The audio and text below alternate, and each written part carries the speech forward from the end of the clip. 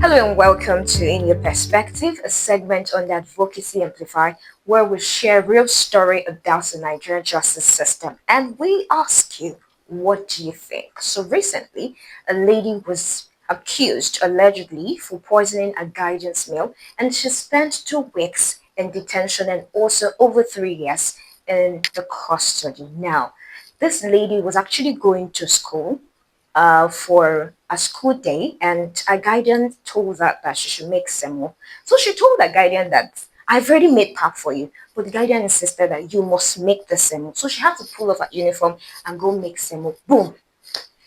We don't know what happened, but the woman said she's having running stomach. Before we knew it, down to the hospital. Before we knew it, she was already at the custody. And the whole thing is, after everything that happened, it happened that the court says that she's not guilty of the offense. Now, in your perspective, I'm asking, if you are the child going back home, how would you feel returning to that your foster mom? So that's the discussion, and we're going to get right into it. So what really got to me in this matter was how long she stayed at the custody, only for the court to now give the verdict that she's not guilty. But then before we get into this conversation, allow me to introduce my guest. I have here with me Deborah Ebonyuwa and our legal counsel, my lord, Miss Eniola. So we're going to be having this conversation. We're going to be throwing the banter because I feel something is happening. So let's start from you, Deborah. What do you think?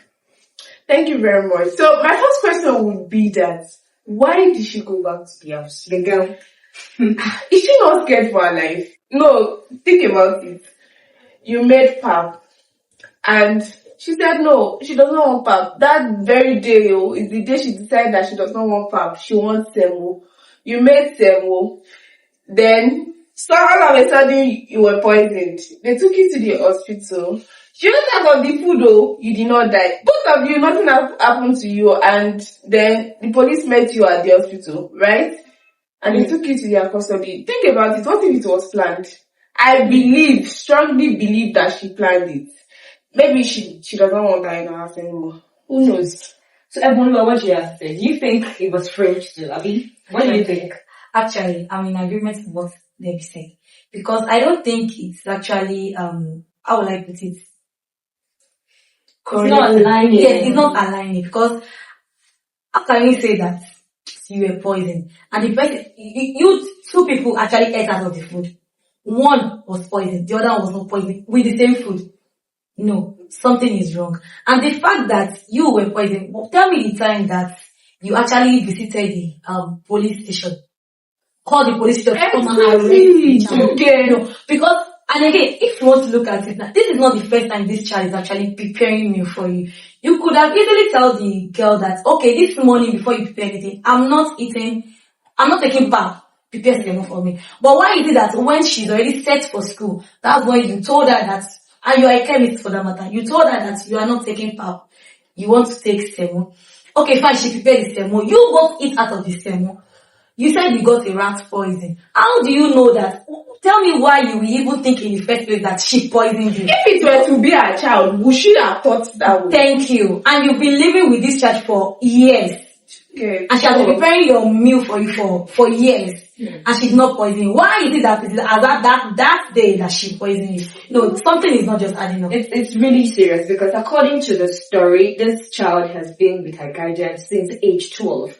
So she's been there.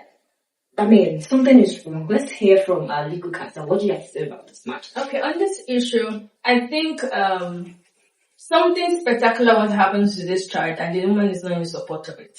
Because like you said, she has been with this woman since age 12 and she's 16, or rather 18 when she was released. So she has stayed for, let's say, more than 1 year, 2 years, 3 years with her. Yes. So how come for the first year you were not poisoned, the second year you were not poisoned, the third year, let's say it's the third year she was arrested, and all of a sudden you are about to be poisoned? I feel maybe there's a stage in that girl's life that is going to reflect so glorious, and she wasn't comfortable because she wanted her in servitude.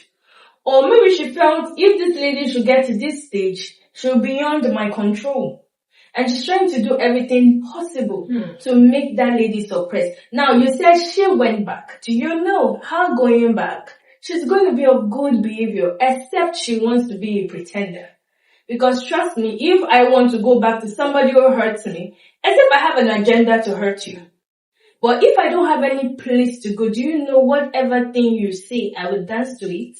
Because you're going to tell me, don't worry, when I tell them you want to poison me again, you're going to stay for another 1 year, 2 years, 3 years in the prison. So you better behave. And you better behave. And for me, not knowing where to go, maybe I don't have parents any longer, I'll be on my best behavior. So like my other colleagues have said, there's something fishy about the whole transaction. How come after she gave you the food, the story said she left, then all of a sudden you were poisoned? How? Then the story also went further to say when you went to the hospital, you were given a drip and discharged. So how come she was also not hospitalized alongside you? Thank you very much. Thank you very much. The legal counsel giving the legal word. Because, yes, that's really true. Because this matter is really serious. Because when I was actually going through the story, thank God, Edford Foundation came into the matter. Because I don't know what would have been the fate of this child. I mean, therefore, that long, what could have happened? Even if she had done something wrong. I mean, Deborah, what do you think? Just forgive her. No, don't frame her that way. Like I said earlier, extreme. if it were to be a child, I don't think it will even get to the police at all. Because why is our first thought that, oh, she poisoned me or she wants to poison me? Why is that the first line of thoughts? If it were to be a child, I don't even think we'll be here at all. And what did the police officers do? Actually, we need answer to that. Because if a police officer, two people are in the same situation, one is saying that I am poisoned, the other person is not poisoned, and the next thing that they could do is to get the person arrested. I'm not supposed to do a proper investigation to check. Take this person to the hospital. Check if truly there's a poison in her that is not yet reflecting. If it's already reflecting in one person, but it's not reflecting on the other person. So there's something. I just feel like it's a planned work. Probably she paid the police to just do. Cause why did they meet up with her at the hospital? Because let's assume without concealing that that girl is her daughter. Let's assume. And you now want to teach her a lesson.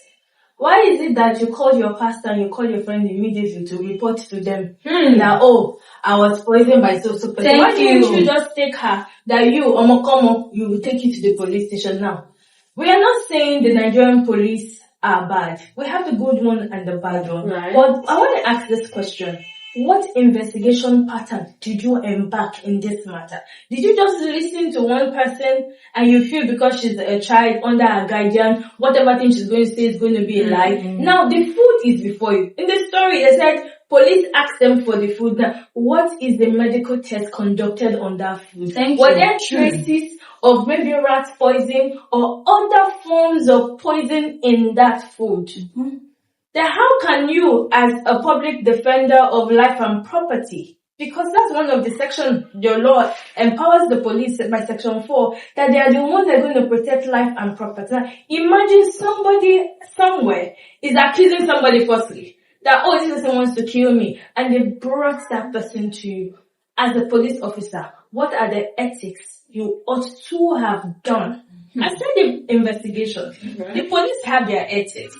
Yes. So, somebody is coming to you, so as a police officer and as a human being, what thing have you done to ensure that an innocent person is not kept behind bars? Or you feel because the money was given and just let the court go and decide. One thing they've forgotten that the court cannot do investigation. The court will only follow the facts and evidence placed before the court. And do you know the funniest thing? None of them came. That was why the court was able to even throw off this matter. Because there was nothing to show that, yes, somebody, if I really want to kill you, you should be so zealous. Exactly. To prosecute the matter to the end. Evidence. It was well. Seriously, our listeners, I know that you've heard a lot.